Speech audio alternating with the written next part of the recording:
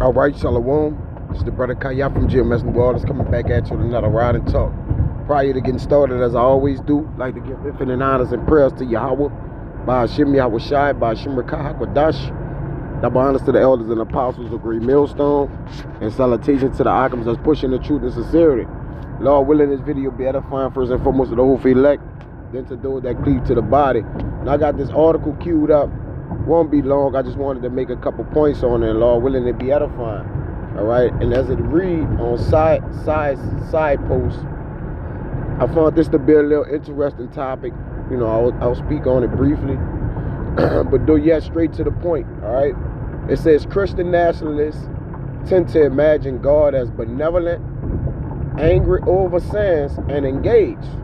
Now let's get into some of the inner workings of the article and see exactly how they're expressing God to be. Okay, because that these Christians gonna find out God ain't sweet, man.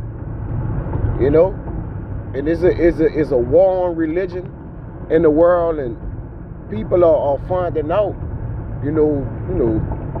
The Lord is with isolation. Okay, he's a God of judgment, and amongst other things, man.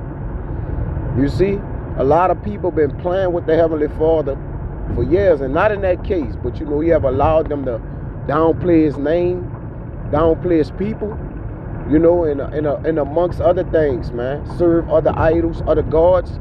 But the time is coming where every nation is gonna reveal Yahweh Yahweh Shai, man. All right, it ain't gonna be no more talking and let me see this and inquiring about the Heavenly Father, or it ain't gonna be no more of that. All right, saying what you want to say, that's pretty much out the window, man. All right, with judgment right around the corner. But let me read this. It says recent research found that the U.S. Christians who believe that God is benevolent, angry, and engaged tend to express stronger religious nationalism. All right, and first and foremost, these Christians don't know the Heavenly Father. All right, we're gonna cut to the chase, man. Okay, they not true followers of Yahweh Shai. All right, they don't call on the name, and they don't have religious practices towards Yahweh. All right, that religion that that goes into worship, because that's twofold. All right, one of those, most of these religions is religio, which means restrain to hold back. Then you got the religion to worship, man. All right, the cultural religion, okay, something that was embedded in us as Israelites. All right, to follow the law, statutes, and commandments, man. The pure religion James speak about, okay. It says, in turn, stronger religious nationalism, and there's too many goddamn different religions, man. Idols and gods. These people not gonna be in the kingdom of heaven when the Israelites is established their rulership. All right, serving other gods. Now they gonna do it, all right, but they ain't gonna be able to do it, right? They're still gonna do it because they can't serve Yahweh Ba'ashim Yahweh Shai. He made us to serve him. Technically, he made them to serve us. Okay? So we gonna be they damn gods. On top of, obviously the Heavenly Father being the ultimate power, they gonna have to serve and worship us, man. Through the power of Yahweh Ba'ashim Yahweh Shai. It says, in turn, stronger religious nationalism was associated with greater conspiracy mentality and higher level of xenophobia. Xenophobia, all right? Which when you get this word xenophobia right here, let's look it up, get some definitions. It says the dislike or prejudice against people from other countries. Well, the Lord disliked all the other nations, the 17 nations, man, outside of Israel. And on top of that, all right, he got a problem, okay, with 2/3 of his own people as well. Right? So it goes into the resurgence of racism and xenophobia. All right? And the Lord do dislike other people, man. Right? He chosen himself one pit, man. He gave himself unto Israel, and that's it. And he put his favor upon them. All right? He chose the commandments to rest on the head he gave Abraham his covenant and allowed the laws, and informed Israel of his laws, and allowed the commandments to rest on the head of the children of the Jacob, man. That's it. He have chosen himself one pit. Let me get that, man. We don't care what the Christians think, man. Right? This 2nd Esdras 5:24. Well, I'm going to start at 23. And said, O Lord, that bearest rule of every wood of the earth, and of all the trees thereof, thou hast chosen thee only one vine. Right? The men of the Lord are like trees too. Right? That vine that is speak about in John 15 is the same vine of the elect of the Lord, the Heavenly Father that he chosen. That's the elect of the elect. Okay, the creme de la creme, baby. Okay, it says, and of all the lands of the world, thou hast chosen thee one pit. All right? Yeah, one land of being Israel. All right? Obviously, the land of Israel. But the Lord chose the people over the place. Yeah, he placed the people in the place, but the people is more important than the place, man. Right? The Lord's favor is on them. Right? You see?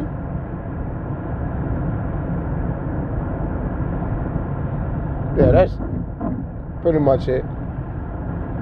Oh, I'm going to jump to 27, which is the point. I should have got this one from the start. And among all the multitudes of people, thou hast chosen thee one people. I was talking about the land, Salakia. You know, because it's going to speak about in this article, Israel and Iran. And I found that ironic, all right, when I read the article. You know, that, you know, you're speaking about that religious nationalism, you know, amongst them people. And both of those people in the land is not our people. Yeah, they heavily religious, all right, but how can you really be religious when you don't serve, you know, when you really don't worship and revere and respect the names of Yahweh Ba'ashim Yahweh Shai, man? You know? Come on, them small heads don't serve Yahweh. And listen, everybody serve the Lord. Let's get that straight, right? But people be like, oh, people just doing what they want. Nobody is doing what they want. Right? They all in the will of the Heavenly Father. He just allowed them to worship idols. Okay? Ain't nobody doing what they want to do. Let's get that clear. But it says, and among all the multitudes of the people that has gotten thee one pit, thou hast gotten thee one people, man. And unto this people whom thou lovest, thou gavest a law that is approved of all. So who the Lord gave the law to? The children of Israel, man. Okay? You know, that's simple. Okay? But again, they think the Lord sweet. But we gonna deal with that. Right? Lord ain't as sweet as people think that he is. All right? Okay? So it says they think the Lord is dislike or prejudice against people from under. That's right. You know? Isolationism, yeah. Ethnocentrism, yes. Right? Racism, okay? Let's get this word here.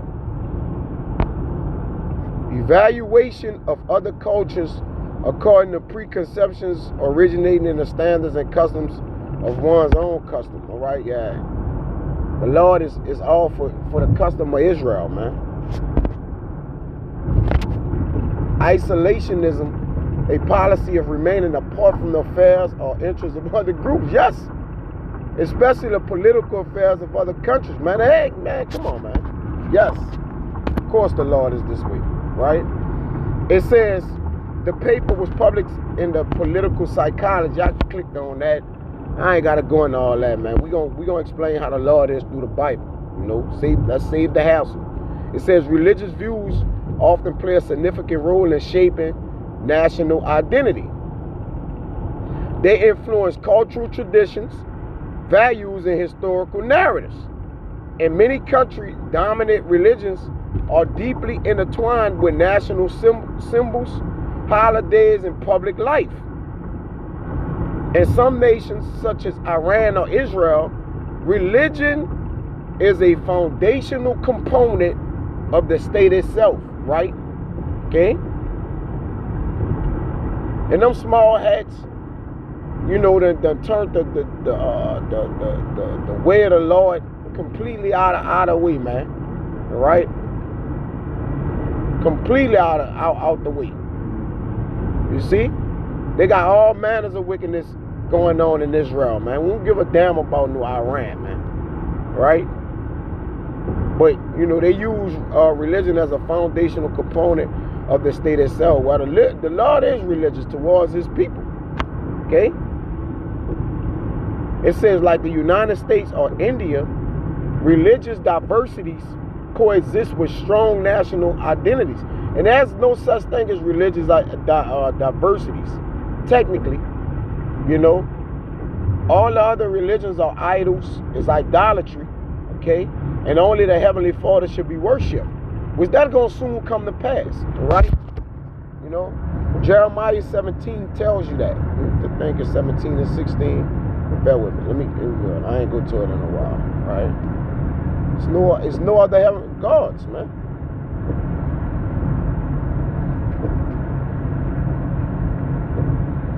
Okay? Yeah, this is Jeremiah 17 and 16. As for me, I have not hastened from being a pastor to follow thee. Right? Yeah, so Jeremiah, like, look, you know, we you know, the Lord have given us pastors according to his heart that shall feed you with wisdom, knowledge, and understanding. So Jeremiah is saying, look, Heavenly Father, I haven't hastened from being a pastor to follow you. Right? And to follow the Lord is to do what he command of you, man. Right?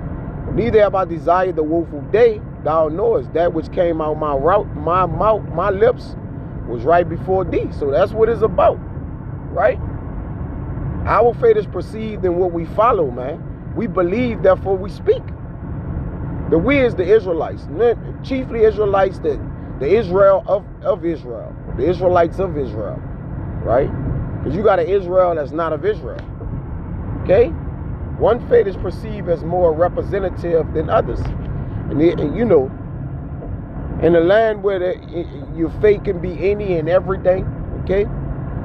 We right now, the faith that I'm speaking of right here is the faith of you know, the so-called Negroes, Latinos, and Native Americans of the earth, but chiefly the elect of those people, man.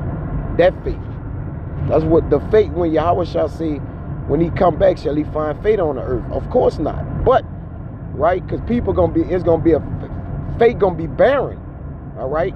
And truth gonna be deserted. But you're also gonna have the faith of the elect on the earth. He's gonna find that, all right? But, you know, you know, he's basically saying that's how gone the world gonna be. But neither are, it says, national identity, I ain't gonna read much more, can be reinforced by shared religious practices which create a sense of belonging and continuity among citizens. And ain't no continuity, man, because there's no servant of the Heavenly Father in the land, right? Let me get that. That's Hosea 4. People talking about they religiously tied together, and that's why all wickedness is running rampant. This Hosea 4:1. Hear the word of Yahweh, ye children of Israel. For the Lord has a controversy with the inhabitants of the land, because there is no truth, no mercy, nor knowledge of God in the land, man. Right? So ain't no togetherness out here. It says, however, when national identity becomes too closely linked to a single religion, it can marginalize religious minorities and fuel exclusion or conflict. There you go. All right? The meat of the article. Secular states attempt to separate religion from national identity, promoting citizenship based on civic values rather than faith. Yeah, none of these relationships is set up on faith, right? They set up on certain principles to take advantage of people, all right? Pump fear into people to get people to do what they want them to do, all right? And it's not according to Yahweh Bashim Yahweh Shah. The only thing is according to Yahweh Bashim Yahushua as his prophet, his mouthpiece. That's the only people in the world that's speaking the truth and faith. All right? Because none of these religions is tied to faith. Still, even in secular societies, religious history often remains a powerful undercurrent in how people understand their national identity. So you're identified by what you believe in. You see? And the faith you practice, okay, plays a major role on your cultural attributes and, you know, your whole entire cultural behavior, man. That's why these people pitching rocks at you know, at the cobblestone and sitting down in the lotus position and, you know, blowing air bubbles to Buddha or whatever the case may be, man. Okay? But the Lord is tired of people. So this is 1 Samuel 2:3. There is none holy as Yahweh Bashim Yahushua, for there is none besides thee. Neither is there any rock like our power. Yeah, let's go, Samuel. Talk no more exceedingly proudly. Let not arrogancy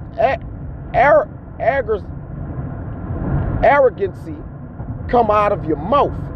For Yahweh is a God of knowledge, and by him actions are weighed. So the Lord about to weigh these actions to these people. And your actions lie within your spirit, all right, which is your true intent. You see? So the Lord about to judge the actions of people and weigh them in a balance, and that means what? That's a righteous judgment. You see? So yeah, the Lord is angry over sins and engaged. And he's benevolent towards the elect, man. In that order, you know. But you know, that's just something I wanted to speak on. So I don't want to write this out. Was that a fine match? Next time I say shalom.